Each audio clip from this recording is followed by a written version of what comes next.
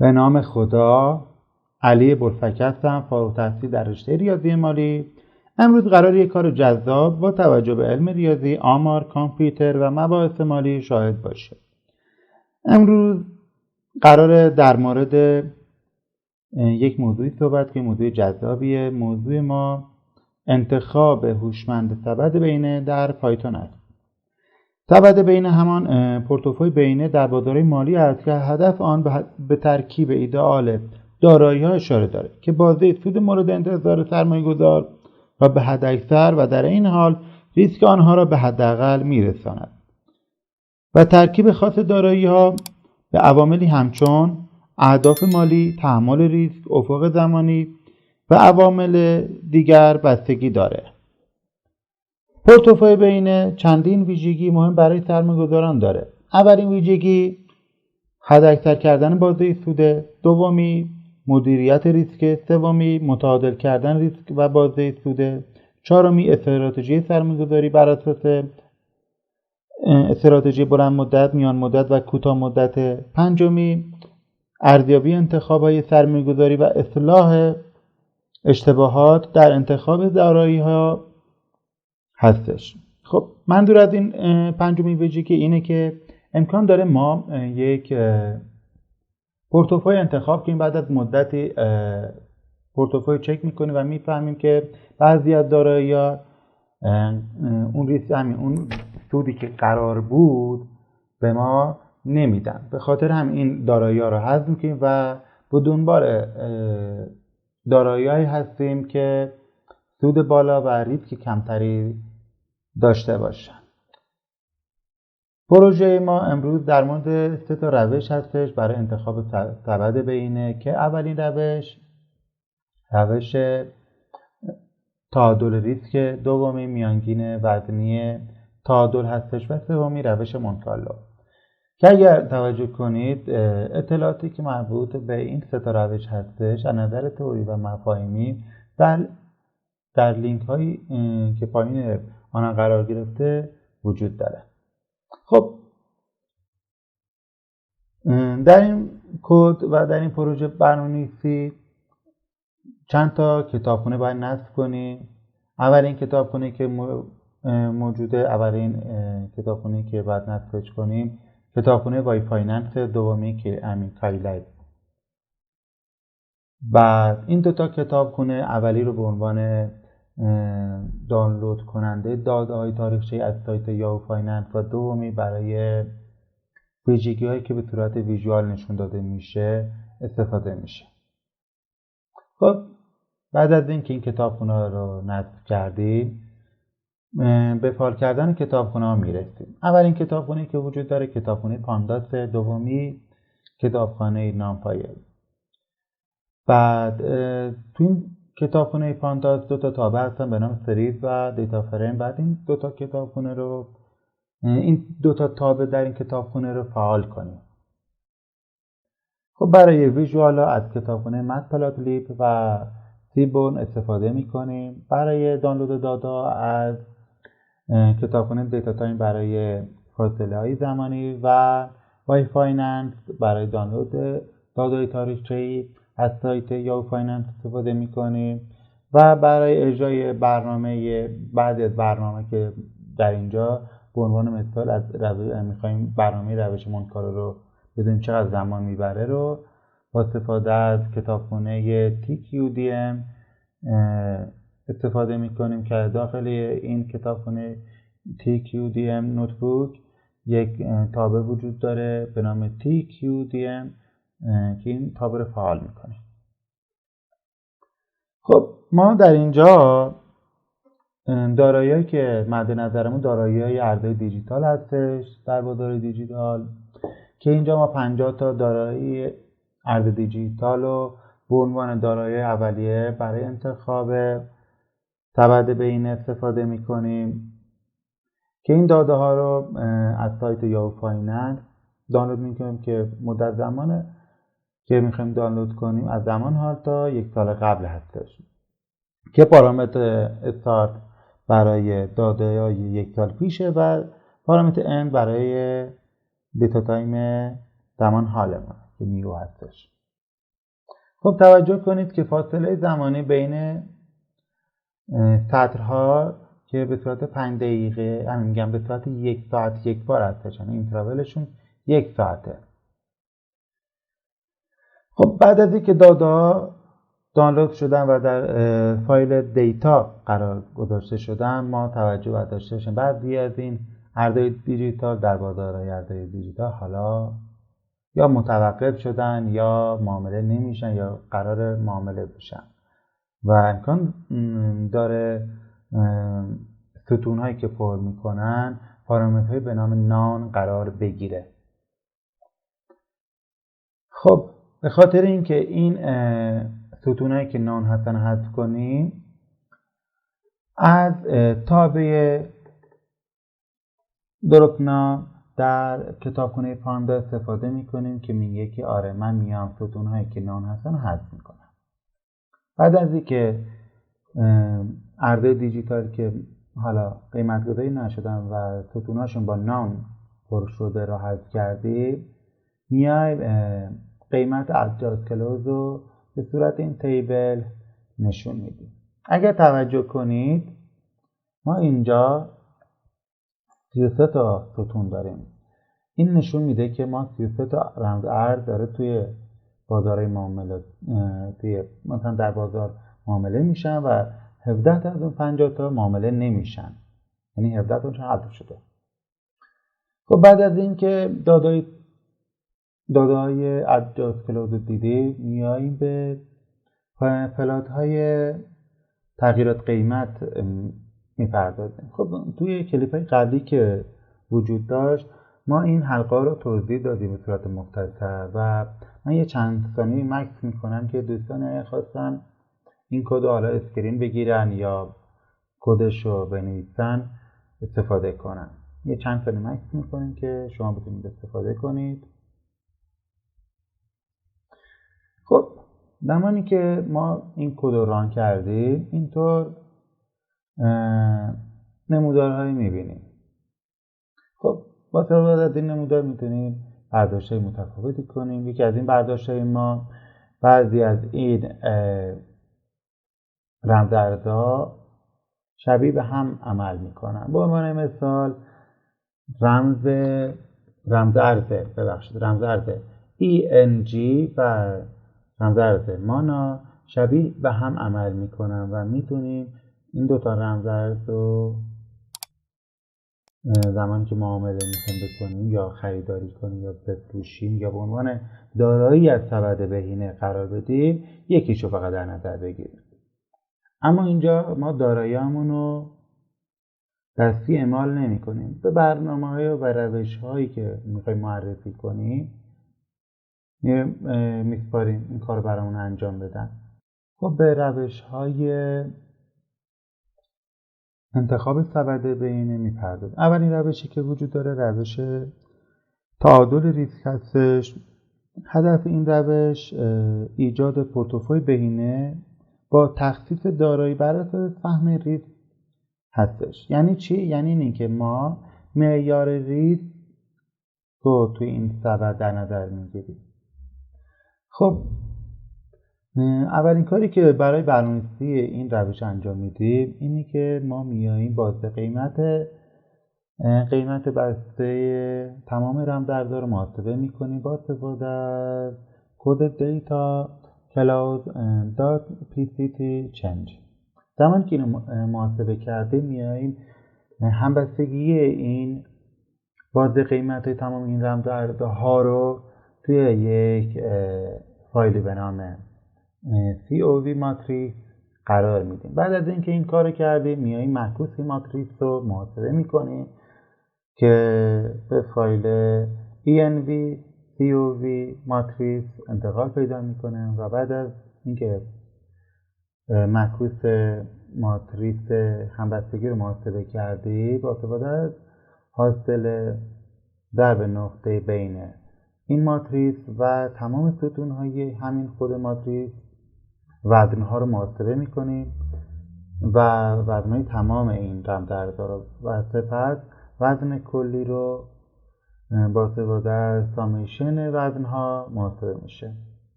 خب بعد از اینکه محاسبه کردیم میایم حالا ریسک تمام این رمزارزها رو محاسبه میکنیم که با استفاده از وزن و ماتریس کوواریانس هستش. خب زمانی که این کار هم انجام دادیم میایم وزن تمام ریسک های این رمزارزها رو محاسبه میکنیم با استفاده از فایل ریسک کانتریبیوشن که تقسیم بر کانتریبیوشن سامیشن شده و سپس زمانی که این ویژت RP محاسبه شد میخوایم این فایل رو ریسک کلی که برای این رمزارزها در نظر گرفته شده رو از بزرگ به کوچیک بچینیم. خب زمانی که سورت بندیشون کردیم میایم اینا رو به صورت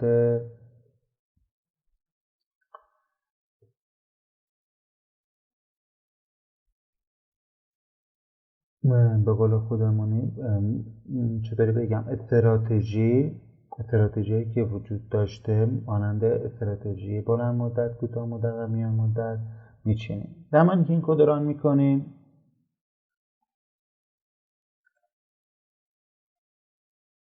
اجازه بدید من یه بار دیگه اینو ران کنم. خب ما اینجا 8 تا رمزارز رو برای این پورتفوی در نظر گرفتیم. 3 تای اول رو به عنوان 3 تا رمزارزی که تو استراتژی بلند مدت، بعدی رو برای استراتژی‌های میان مدت و همین 2 تای آخر رو به عنوان استراتژی‌های کوتاه مدت در نظر گرفتیم. خب در بلند مدت رمزارز لیت کوین BAL و مانا وجود داره. در میان مدت بیت کوین ZIL و EOS وجود داره و در استراتژی کوتاه مدتمون ریپل و اتریوم کلاسیک.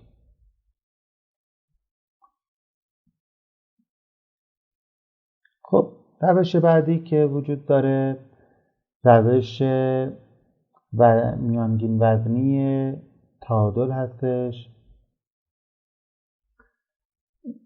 که این روش یک روش اندازه‌گیری که به هر دارایی در پورتفوی یک شاخص وزنی میده که این چطوری کار میکنه که میاد اول میانگین بازار رو بر اساس داده‌های تاریخچه‌ای که دانلود کردیم و محاسبه میکنه و سپس میاد به تمام این رمزارز، به عنوان مثال ما اینجا 33 تا رمزارز داریم، هر رمزارزی داره 1/33 وزن هستش، یعنی 1/33 وزن داره و سپس وزن هر رمزارز رو ضرب در میانگین بازده میکنه که این کد این کار رو برای ما انجام میده و توجه کنید. خب اینجا ابتدا دوباره میایم بازه قیمت محاسبه میکنیم، بعد میانگینش رو محاسبه میکنیم، بعد ماتریس همبستگی ها رو محاسبه میکنیم و اینجا پیشفرض ما در نظر گرفتیم که سرمایه گذاری که میخوایم کنیم $10,000 و با استفاده از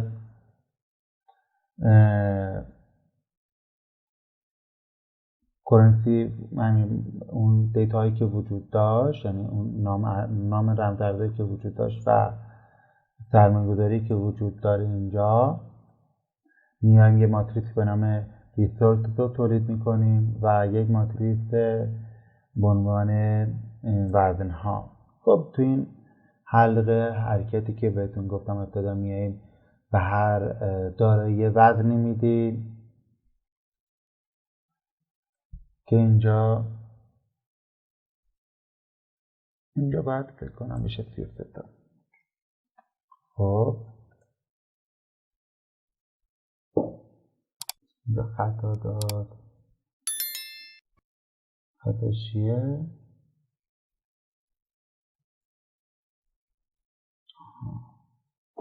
خب الان کد باید ران شه. خب زمانی که این کد رو ران کردیم، یعنی ما بر اساس 33 تا رمزارزی که وجود داشته تبدیل چیدیم اینجا 31 بود چون من قبلا این کار رو انجام دادم برای 31 بوده، این دوتاشون قبلا فعال نبودن. خب زمانی که اینو فعال میکنیم برای استراتژی بلند مدتمون رمز ارز REN با نماد REN، بعد یک THCH برای دومی رمز و بایننس برای سومی برای بلند مدت استفاده شده طبق این روش. میان مدت هم COMP، بعد لینک کوین، بعد MKR معرفی شده برای میان مدت و کوتاه مدت اتریوم کلاسیک. همین برای کوتاه مدت دوباره اتریوم کلاسیک معرفی شده و دومی رمز ارزمونم ATOM1. خب حالا نمیدونم این کدوم رمز ارز سرچ کنیم براتون میاد. اینا برای کوتاه مدت معرفی شدن این دوتا رمز ارز.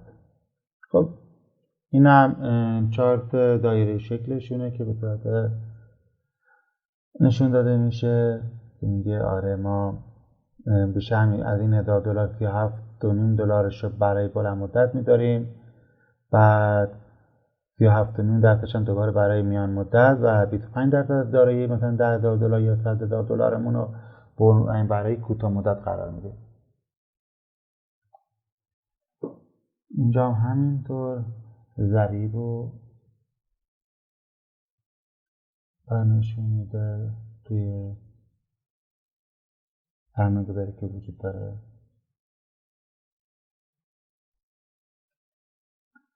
خب روش مونت-کارلو، ما دوباره برای این روش میایم دادا رو دانلود میکنیم.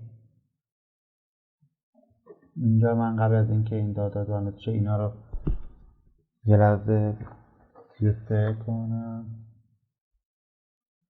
33 تا بوده درسته؟ آره.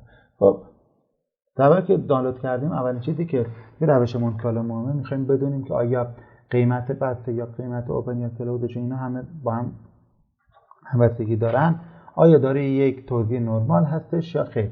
طبق این کدی که اینجا بوده از هم کتابخونه کلایب استفاده کردیم، از دستور دیست پلات استفاده کردیم برای این توزیع که داره نشون میده. میفهمیم که از یک توزیع نرمال داره استفاده میکنه و میتونیم از این دادا استفاده کنیم برای روش مونت-کارلو. خب زمانی که دانلودشون کردی با استفاده از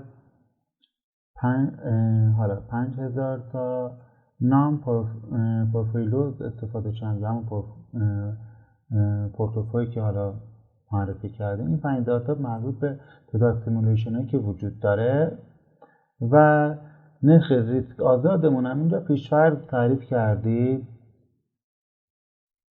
61000. خب حالا حلقه‌ای که وجود داره میاییم دوباره بر اساس تولید اعداد تصادفی وزنهایی تعریف میکنیم و سپس میاییم این وزنها رو در فایل پورتفولیو ویجت قرار میدیم و سپس میایم به یه سامیشنی از میانگین بازه قیمتی که قبلا محاسبه شده رو به دست میاریم و ضرب در وزنها میکنیم و ضرب در 252 روزی که وجود داره. خب زمانی که این کار رو انجام دادیم این داتا رو در پورتفولیو ریتورن قرار میدیم. خب بعد حالا میایم همین به قول خود ماتریس پورتفولیو ریسک رو محاسبه میکنیم تو این دستور کد که بر اساس ماتریس همبستگی بین بازه قیمت تمام رمز ارزها ضرب در 252 روزش محاسبه میشه و وزنهایی که اون بالا محاسبه شده و شارپ هم که نرخ شارپ هم اینجا محاسبه شده. خب توجه کنید تو این انکودی که الان داریم نگاه میکنید 3 تا معیار رو برای انتخاب سبد بینه استفاده شده. اولین باز قیمت، دومی ریسک، سومی نرخ شارپمونه. خب ما با استفاده از این سه تا معیار میایم سبدمون رو میچینیم. خب من اینو که ران کنم، حالا با استفادهمون دستور TQDM یه زمان محاسباتی هم بهمون میگه که برای این 5000 آیتمی که برای سیمولیشن در انتخاب کردیم به ما نشون میده. خب زمانی که این کار رو انجام دادیم، یه ماتریسی وجود داره که ستون اولمون مربوط به بازه قیمت، دومی ریسک و نرخ شارپ و وزنها. زمانی که اینو ران کنی، اینطور ماتریسی هم اینطور فایلی رو به ما میده و مقادیر ریسک رو به قول خودمونی نرخ شارپ و بازه قیمت رو به ما میده برای 5000 تا سیمولیشنی که وجود داشته. خب این برای پورتفوی اول و تا 50,000مین پورتفوی تصادفی که ایجاد شده. خب زمانی که اینو به دست آوردیم، اولین نموداری که به دست میاد نمودار ریسک. بر اساس این نمودار میله‌ای که به دست آوردیم، کمترین مقدار نمودار میلی که الان این قسمت وجود داره که مربوط به یک رمزارزه. حالا این رمزارز رو کمترینش اینه که کمترین EOS، بعدش دوجه، یعنی این دوتا رمزارز به قول خودمون کمترین ریسک ها رو داره. بعدش بیاییم ببینیم، بعدش میتونیم ZIL رو معرفی کنیم، بعدش XTZ رو معرفی کنیم. اینا رمزارزهایی هستن که بر اساس این پلات میله‌ای که وجود داره به ما نشون میده. خب بعد از این که فهمیدیم کدوم رمزارزامون این ریسک کمتری داره، میایم نمودار میله‌ای مربوط به بازه قیمت ما میبینیم. خب اگر توجه کنید، بیشترین مقدار که تو این نمودار میله‌ای نشون میده مربوط به دو تا رمزارزه، یکی مربوط به NEO و دومی هم مربوط به لینکوینه. بر اساس این هم میدونیم بازه قیمت بر اساس این شبیه سازی مونتکارلو و دیتاهایی که الان به دست آوردیم، میتونیم رمزارزهایی که بیشترین سود داره رو تو این نمودار میله‌ای ببینیم. و سومی نمودار میله‌ای مربوط به نرخ شارپمونه. خب بیشترین نرخ شارپی که وجود داره، بعد ببینیم مربوط به کدومه. دوباره به NEO و لینکوینه. بعد زمانی که اینا رو حالا به صورت شهودی نگاه کردیم، میخوایم یک سبد بر اساس بلند مدت و میان مدت و کوتاه مدت بچینیم. خب حالا اینجا چی شده؟ ببخشید، اینجا باید یک کدی ران بشه، یادم اینو ران کنم. ما این سبد رو بر اساس ماکسیموم شارپ چیدیم. میخوایم بچینیم این سبد رو بر اساس همین استراتژی بلند مدت، کوتاه مدت و میان مدت. خب زمانی که ماکسیموم هاشون رو معرفی کردیم، این مقادیر هستن، میاییم حالا سبدمون رو هر اساس 8 رمزارزی که وجود داره میچینیم. خب اولین رمزارزی که وجود داره برای بلند مدتمون در نظر گرفته لینکوین، بعد NEO، بعد FTT بعد برای استراتژی میان مدتمون EOS، بعد رمزارز KSM، بعد BCH، بعد برای کوتاه مدتمون XLN و TRX.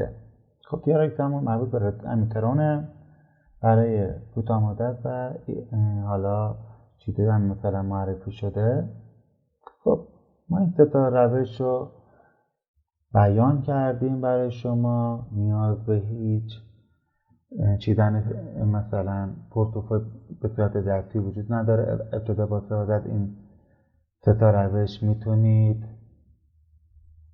بهترین حالا ارزهایی که توی هر کدوم از این روش ها معرفی شده، هم برای استراتژی بلند مدت هم میان مدت و کوتاه مدت انتخاب کنید و بر اساس این اطلاعات بیایید بهترین سبد خودتون رو بچینید. حالا اون رمزارزی که وجود داره، از این کد میتونید برای بازارهای حالا سهام‌های تکنولوژی مثل اپل و مایکروسافت و آمازون، اینا که توی کلیپ قبلی استفاده کردیم استفاده کنید. توی سهام‌های فارکس میتونید استفاده کنید، تمامشون حالا تو بازار مثل و حالا فلزات کلا میتونید اینا رو استفاده کنید از این سه تا روش برای سرمایه‌گذاریاتون. خب این جلسه هم که به اتمام رسید. ممنونم که توجه کردید. روز خوبی داشته باشید. خدا نگهدار.